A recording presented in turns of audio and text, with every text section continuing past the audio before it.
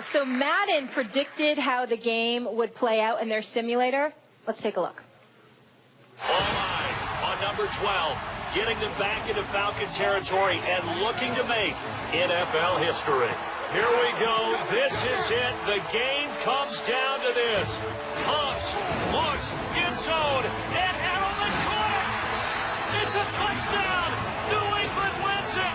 That's exactly why, Brandon, when that drive started, I had no doubt in my mind that Tom Brady would finish this game off the way that he did. So Madden has the Patriots winning in a thriller, gentlemen. Now, it's important to note the last time the Patriots were in the Super Bowl, Madden accurately predicted the Patriots to win at the exact same score, 28-24. Yeah. Max, who you got? I used to do a segment on my radio show called The Pro, the Game, the Kid, and the Psychic.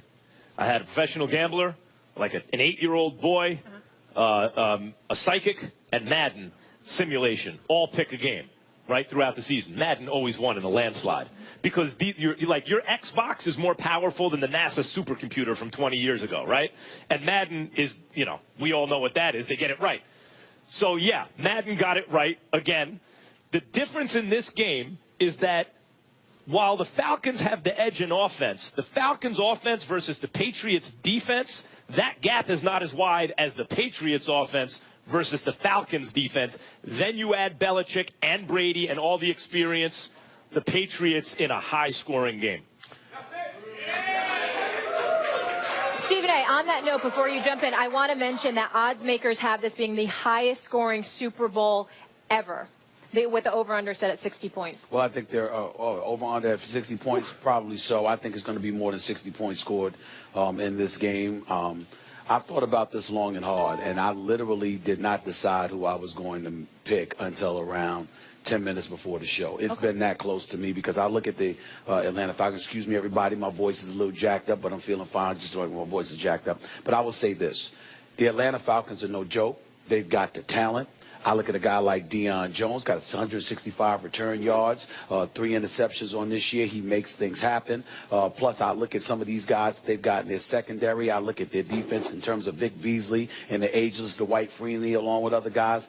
Their ability to get to Tom Brady is going to be a pivotal thing in this game. But in the end, here's what really, really resonates with me. Tom Brady, at 39 years of age, in his 7th Super Bowl, going up against an Atlanta Falcons team who started 8 guys on their defense, age 24 or less. I mean, I'm just thinking about it from this standpoint. Not that many, I'm sorry, but they had a few guys 24 or less, a couple of guys 27 years of age. You don't even have guys, Dwight Freeney is the only guy on their defense with 4+ years of experience. I think that Atlanta's going to put up some points. But I think that ultimately the game is going to be put in Tom Brady's hands at a pivotal moment. And at 39 years of age, against that young secondary, I'm not questioning their talent at all. I'm just saying their youth. You're going to find yourself in a situation where there's a holding penalty or unsportsmanlike conduct or unnecessary roughness. There's going to be something. You cannot tell me in a game of this magnitude with that level of youth that youth is not going to slip up at some point. Well, you're saying the youth is a disadvantage in terms of lack of experience. When it counts, because here's the deal. It doesn't matter if Atlanta comes out like gangbusters and gets out to a huge lead because their offense is that high-powered and they punch New England in the mouth immediately. But with Belichick and Brady, it doesn't go down like that.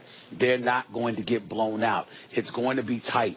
And you're asking 23 and 24-year-olds on the defensive side of the ball against somebody who is considered to be the greatest quarterback in the history of the NFL, playing like an MVP at age 39 in his 7th Super Bowl. I cannot bet against Tom Brady. And let's not forget, by the way, I'm picking New England to win this game 38 to 34. It's a tight game. Like, most people forecast a tight game, a high-scoring game. And now there's news that Alex Mack could be compromised in some way, his health, critical, which is the center for the Falcons, who's an elite center for the Falcons on a good offensive line. He might be their best player, probably is. If that's the case, when it's that close, it tips to the Patriots anyway, in a game where the Patriots are favored by a little bit. Stephen A., you know what I love? What? So Max has Brady winning another chip before he falls off the cliff. That's right. So it's so nice of you. So he's, Yeah, that's he's right. going to go out on a high note before the big decline comes. You guys don't go. Molly, you seem to have a problem with the definition of a cliff, as many have people a problem do. with it. The whole point of a cliff is it's not gradual decline. It's that you are at an incredibly high altitude. Yeah. And then you fall straight down. For example, like Peyton Manning. For example, like Brett Favre. Remember, they could play till they're 50. Boom. Here's the deal. For example, like every great quarterback before 41 who ever lived. Here's how we know how not to believe what you're saying. You have this incessant and insatiable need to explain the meaning of a cliff. No one seems to get it. No, they get it. Do you get it yet? You understand what it is? I want everyone to be clear that he thinks Brady's falling off a cliff in a year.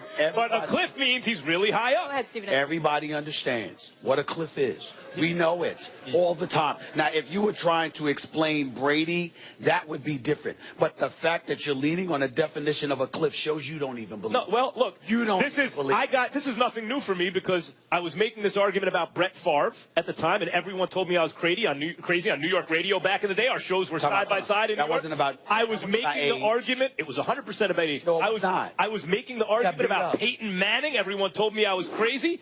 Oh, you're crazy, you're crazy. And then what happened? And now I'm making the argument about Tom Brady. If Tom Brady doesn't fall off the cliff before the age of 41, he will be the first quarterback in the history of the universe to avoid it. Right. So if he does it, it's an amazing He could never be the first. But the odds are against it. You can't assume that that's going to happen. Well, we all know I'm going to have to wait for you because of my voice, so I'll wait. Let me say this.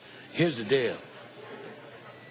Brett Favre had to be helped off the field in that NFC Championship game when he was playing for the Minnesota Vikings against the New Orleans Saints. You remember Bounty Gate and how big of a story that was because of the things that happened to Brett Favre? But no, Max Kellerman, unlike anybody on the planet Earth, is going to look at a birth certificate instead of this dude having let's talk about what this really is. Let's talk about what this really is. Everyone acknowledges that Father Time is undefeated. I thought Bernard Hopkins fought him to a draw, but I was wrong. Father Time even got Bernard Hopkins. Like, Father Time never loses. So we all know Brady will get too old to be great one day, right? Everyone acknowledges he's not going to play till he's 100. All we're really arguing about is what is that age. So I, unlike everyone else apparently, actually looked into it. And it turns out that age is exactly 41 years old, and Brady is 40. May I respond? So do the math. May I respond? Yeah. Max Kellerman, actually, people don't look at his age. What they look is at your performance.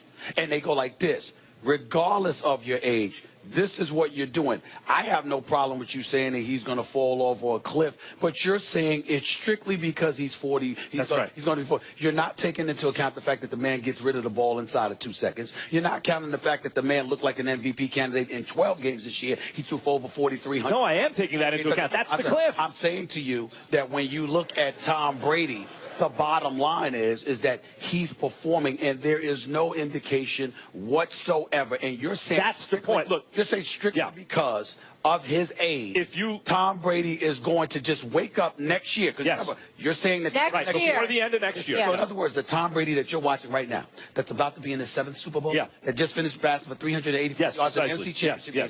You're saying that dude is just going to show up next year. Bow! See, you say you understand the cliff, but then everything you say indicates we don't need the definition. No, you do apparently, because the whole point is there's no indication that he's in decline. Yes, let me say it very slowly in case anyone's missing it. That's the point.